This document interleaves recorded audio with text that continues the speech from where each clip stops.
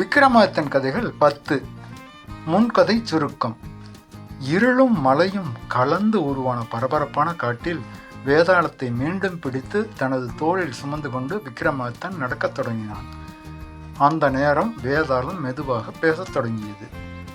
விக்ரமாதித்தா, உனக்கு நீதி தெரியும், ஆனால் உணர்வும் முடிவும் மோதும் போது நீதி மௌனமாகிவிடும். இந்த கதையை கேள். முடிவில் ஒரு சிக்கலான கேள்வியும் உண்டு. நீ பதில் சொன்னாலும் சொல்லாவிட்டாலும் என்ன ஆகும் என்று உனக்கே தெரியும் என்று சொல்லிவிட்டு கதையை சொல்ல ஆரம்பித்தது. லட்சம் பொற்காசுகள். அரசர் ஆதிசேகரனின் காலத்தில் ஒரு சிறிய கிராமத்தில் 3 நண்பர்கள் இருந்தனர். சஞ்சய், மாயா மற்றும் திலீப். மூவரும் பீகாரிலிருந்து வர்த்தக காரணமாக வந்தவர்கள். திலீப் வியாபாரி, சஞ்சய் கணக்காளன், மாயா ஒரு உணவகம் நடத்தினார். ஒரு நாள் மூவரும் ஒரு காட்டை கடந்து நகரம் செல்லும் வழியில் ஒரு பையை கண்டனர். அதற்குள் 1,00,000 தங்க நாணயங்கள் இருந்தன. எந்த அடையாளமும் இல்லை. மாயா கூறினால், இது நம்முடையது இல்லை, அரசரிடம் ஒப்படைத்து விடலாம். திலீப் கூறினான், இது காட்டில் கிடைத்தது, அரசருக்கு ஒப்படைத்தால் எதுவும் தரமாட்டார்கள், நாமே பிரித்து கொள்வோம். சஞ்சய் நிலை குலைந்தான். ஒரு பக்கம் நட்பு, மறுபக்கம் நேர்மை. மூவரும் பரஸ்பரமாக வாக்குவாதம் செய்தனர். இறுதியில் சஞ்சய் முடிவெடுக்கட்டும் என்று இருவரும் ஒப்புக்கொண்டனர். அடுத்த நாள் காலை சஞ்சய் திடீரென இறந்து கிடந்தான். காயங்களோ அடையாளங்களோ எதுவும் இல்லை. யார் கொலை செய்தார்கள் என்று அரசாங்க காவலாளிகளால் கண்டுபிடிக்க முடியவில்லை. திலீப் அதிர்ச்சி அடைந்தான். மாயா மட்டும் அமைதியாக இருந்தாள். ஆனால் திலீப், இந்த தங்க நாணயங்கள் தான் சஞ்சய் உயிரை பறித்தது. எனவே எனக்கு அந்த நாணயங்கள் வேண்டாம், நீ அதை அரசரிடமே கொடுத்து விடு மாயா என்று சொல்லிவிட்டு பீகாருக்கு திரும்பி போய்விட்டான். ஆனால் மாயா அந்த தங்க நாணயங்களை அரசரிடம் ஒப்படைக்கவில்லை. தானே வைத்துக்கொண்டு தன் உணவகத்தை மிகவும் விரிவுபடுத்தினாள். அதில் தினமும் 100 ஏழைகளுக்கு இலவசமாக உணவளித்தாள். வெகு சீக்கிரத்தில் அவள் 1,00,000 தங்க காசுகளுக்கு மேலாகவே சம்பாதித்து விட்டாள். மன்னரிடம் சென்று, எனக்கு நேற்றுதான் இந்த தங்க நாணயங்கள் கிடைத்தன என்று சொல்லி அரசரிடம் ஒப்படைத்துவிட்டு திடீரென தற்கொலை செய்து கொள்கிறாள். தனது உணவகத்தை இனி அரசே ஏற்று நடத்த வேண்டும், அதில் தினமும் 500 ஏழைகளுக்கு இலவசமாக உணவு வழங்க வேண்டும் என்று எழுதி வைத்திருந்தாள் மாயா. கதையை சொல்லிவிட்டு வேதாளம் கேட்டது. விக்ரமாதித்தா, சஞ்சய் இறந்து விட்டான். அவனை கொன்றது யார் என்று தெரியவில்லை. திலீப் பீகாருக்கே திரும்பி போய்விட்டான். ஆனால் மாயா ஏன் தற்கொலை செய்து கொண்டாள்? இதற்கு பதில் தெரிந்திருந்தும் நீ கூறாவிட்டால் உன் தலை சுக்குநூறாக வெடித்து சிதறும் என்று சொல்லிவிட்டு சிரித்தது வேதாளம். விக்ரமாதித்தன் எந்த விதமான பரபரப்பும் இல்லாமல் அமைதியாக பேச ஆரம்பித்தான். வேதாளமே, மனிதர்கள் தவறு செய்கிறார்கள், ஆனால் சிலர் அதை நியாயப்படுத்த முயற்சிப்பார்கள், சிலர் செய்த தவறை வெளிப்படையாக ஒப்புக்கொள்வார்கள் என்ற விக்ரமாதித்தனை இடைமறித்தது வேதாளம்.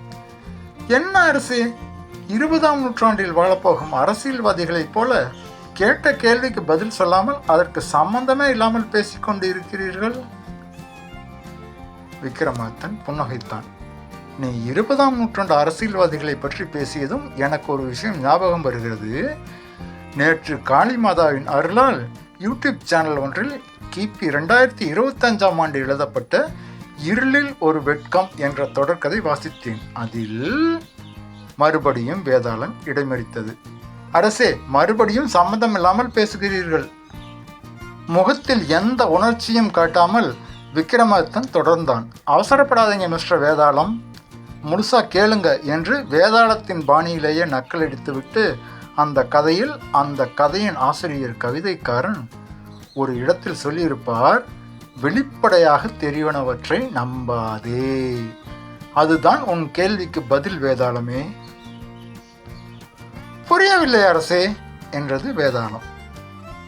எல்லோருக்கும் புரியும்படியாகவே சொல்லிவிடுகிறேன். நீ சொன்ன கதையில் வெளிப்படையாக என்ன தெரிகிறது? திடீரென சஞ்சய் மர்மமான முறையில் கொலை செய்யப்படுகிறான். திலீப் பீகாருக்கு திரும்பி போய்விடுகிறான். மாயா மட்டுமே அந்த பொற்காசுகளுக்கு சொந்தக்காரி. அவள் நிறைய சம்பாதித்ததும் அரசரிடம் நேர்மையாக அந்த காசுகளை கொடுத்து விடுகிறாள். ஏழைகளுக்கு இலவசமாக உணவு அளிக்கிறாள். இறுதியில் தனிமை தாங்காமல் தற்கொலை செய்து கொள்கிறாள். ஆம் அரசே, இது கதையை படிக்கும் அனைவருக்கும் தெரிந்த விஷயம்தானே என்றது வேதாளம். ஆனால் விக்ரமாதித்தன் சொன்னான், கவிதைக்காரன் சொன்னது போல வெளிப்படையாக தெரிந்ததை நான் நம்பவில்லை. இதில் யாரும் கவனிக்காத ஒரு விஷயம் உண்டு. அது என்ன அரசே?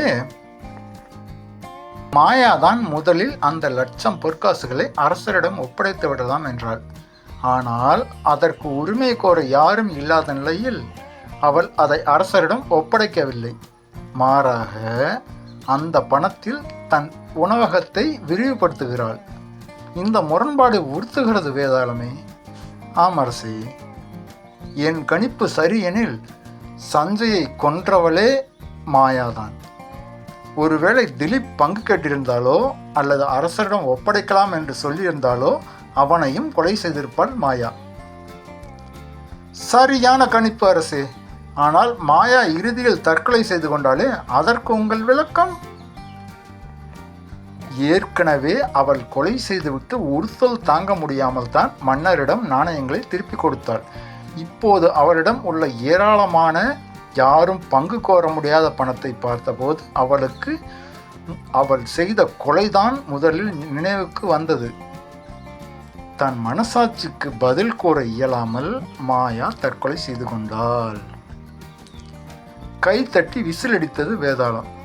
பிரபல துப்பறியும் நிபுணர்கள் விவேக் ரூபலா, நரேந்திரன் வைஜெயந்தி, பரத் சுசிலா கூட உங்களிடம் பயிற்சி பெற வேண்டும் போல இருக்கிறதே மன்னா என்றது உற்சாகமாக வேதாளம். ஏய், நீ வேதாளம், இந்த மாதிரி செல்றத்தனமா விசில் எல்லாம் அடிக்கக்கூடாது என்றான் விக்ரமாதித்தன். சரிதான் அரசே, ஆனால் இன்றிலிருந்து வேதாளங்களுக்கு விசிலடிக்கும் உரிமை கோரி போராட்டம் நடத்தப் போகிறேன். ஆனால் நீங்கள் உங்கள் மௌனத்தை கலைத்து விட்டதால் நான் வழக்கம் போல உங்களிடமிருந்து தப்பிக்கிறேன். பாய் அரசே என்று சொல்லிவிட்டு பிணமரத்தின் உச்சியை நோக்கி பறக்க ஆரம்பித்தது வேதாளம்.